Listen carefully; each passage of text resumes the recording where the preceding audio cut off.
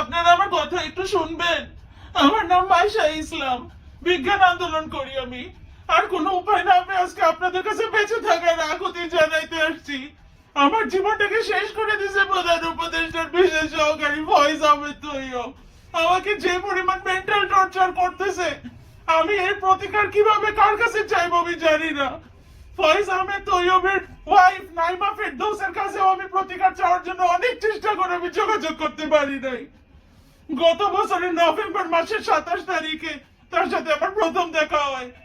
আমাদের দুজনের গ্রামের বাড়ি একই, সেই জন্য সে হোয়াটসঅ্যাপে যোগাযোগ রাখার জন্য আমার নাম্বার নিছে।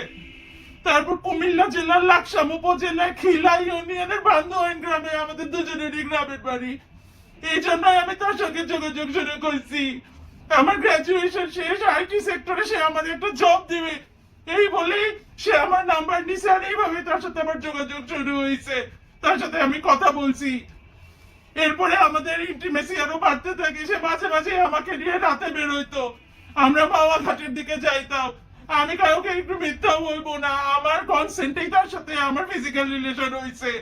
এর মধ্যে গাজীপুরে এক আইটি ফার্মের মালিকের ফার্ম হাউসেও আমরা একসাথে ছিলাম। আপনারা জিজ্ঞেস করতে পারেন যদি আমার কনসেন্টই থাকে তাহলে তার সাথে আমি যদি নিজের কনসেন্টে মিলছি তাহলে কেন আমি অভিযোগ করছি, এইসব প্রশ্ন আপনারা করতেই পারেন। তাহলে শুনেন, এই বছরের জুলাই মাসের দিকে আমি তার নোংরা রূপ দেখতে শুরু করছি। তিনি আমাকে বাধ্য করছে তার বন্ধুদের সাথে মিলিত হওয়ার জন্য। বিকৃত মনের মতো তিনি আমাকে মদ খাইয়ে বাধ্য করছে। ওই সময় তিনি আমাকে ইয়াবা আর আইস সেবন করছে জোর করে। ভয়ে আর শঙ্কায় আমি বাধ্য হয়েছি। এরপর আর না পেরে গত নভেম্বর থেকে আমি তার সাথে যোগাযোগ বন্ধ করে দিছি।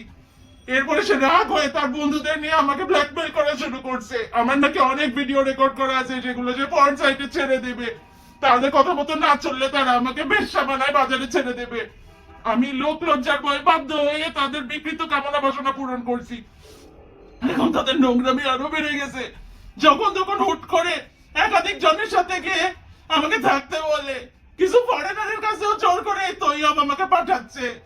আমি আর পারতেছি না, নিতে পারতেছি না। আবার সুইসাইড করা ছাড়া আর কোনো উপায় নাই। তবে আমি সুইসাইড করবো না, আমি বেঁচে থেকে ওর শাস্তি চাই। আমি এর প্রতিকার চাই। এই সরকার তো আর তাকে শাস্তি দেবে না ভবিষ্যতে। আমি এই বিকৃত রুচির ফয়েজ আহমেদ তৈয়বের শাস্তি দেখে মরতে চাই।